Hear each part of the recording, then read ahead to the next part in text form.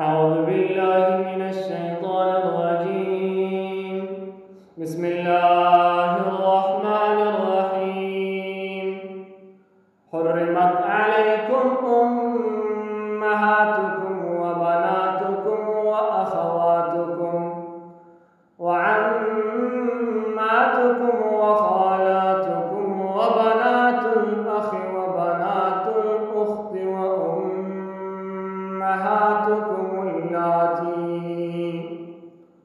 وأمهاتكم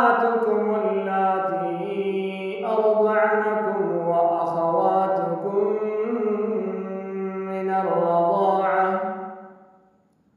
وأمهات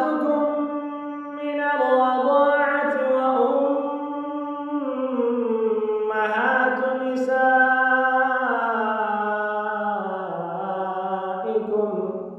وربائبكم اللاتي في حجوركم من نسائكم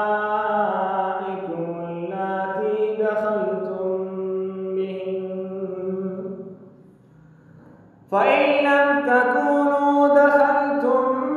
بهن فلا جناح عليكم، وحلائل أبنائكم الذين من أصلابكم، وأن تجمعوا بين الأختين إلا ما قد سلف، إن الله كان غفورا رحيما. والمحصنات من النساء إلا ما ملكت أيمانكم كتاب الله عليكم، وأحل لكم ما وراء ذلكم أن تبتغوا بأموالكم محسنين غير مسافحين، فما استمتعتم به منهن فآتوهن أجورهن فريضة، ولا جناح عليكم فيما تراضيتم به من بعد الفريضة، إن الله كان عليما حكيما. ومن لم يستطع منكم طولا أن ينكح المحصنات المؤمنات فمما ملكت أيمانكم من فتياتكم المؤمنات، والله أعلم بإيمانكم بعضكم من بعض،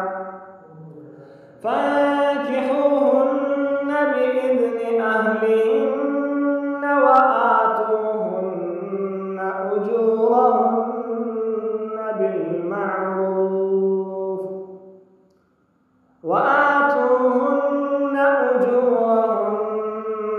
بالمعروف محصنات غير مصافحات ولا متخذات أخدان، فإذا أحصن فإن أتين بفاحشة فعليهن نصف ما على المحصنات من العذاب، ذلك لمن خشي العنة منكم، وأن تصبروا